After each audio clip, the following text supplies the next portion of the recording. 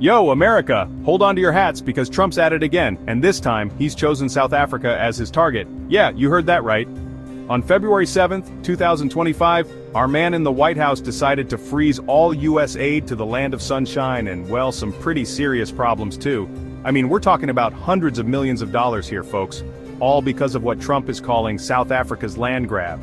Now, the official word is that Trump's mad about South Africa's new Expropriation Act. This law basically gives the government the power to take land, in certain situations, without paying for it. According to the Trump administration, this is a big no-no, especially since they claim it's going to hurt white landowners. They're saying it's discrimination, plain and simple. But hold up a second, because things aren't always as they seem, right? While the Trump administration is waving this red flag of land grabbing, some experts are saying there's a whole lot more going on behind the scenes. See, South Africa's been getting closer to countries like China and Russia, and those guys aren't exactly best buds with the US. So is Trump really just looking out for white farmers in South Africa, or is he throwing a tantrum because South Africa's decided to play on a different team? Makes you wonder, doesn't it? Stay tuned, folks, because things are about to get interesting.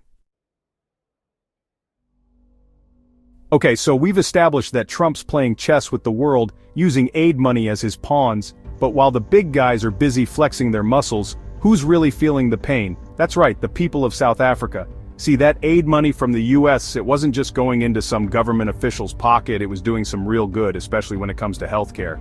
South Africa's been battling a massive HIV/AIDS epidemic for years.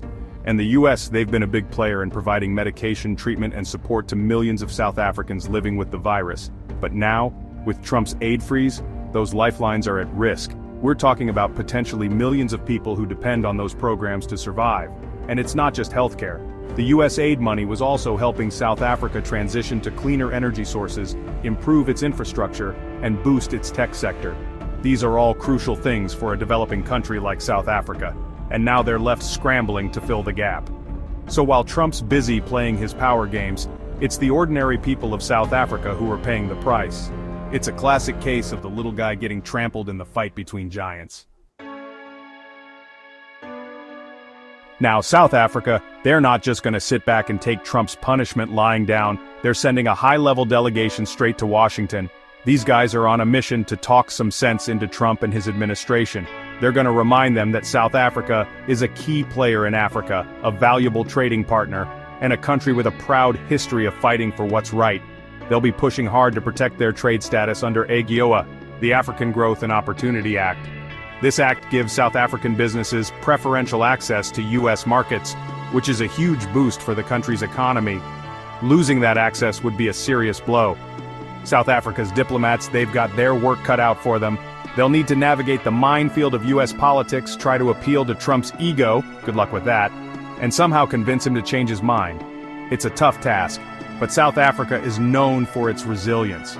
They've overcome apartheid, they've dealt with economic hardship, and they're not afraid to stand up for what they believe in. The world will be watching to see how this plays out. Will diplomacy win the day, or will Trump's ego and thirst for global dominance prevail? Stay tuned, folks, because this story's far from over.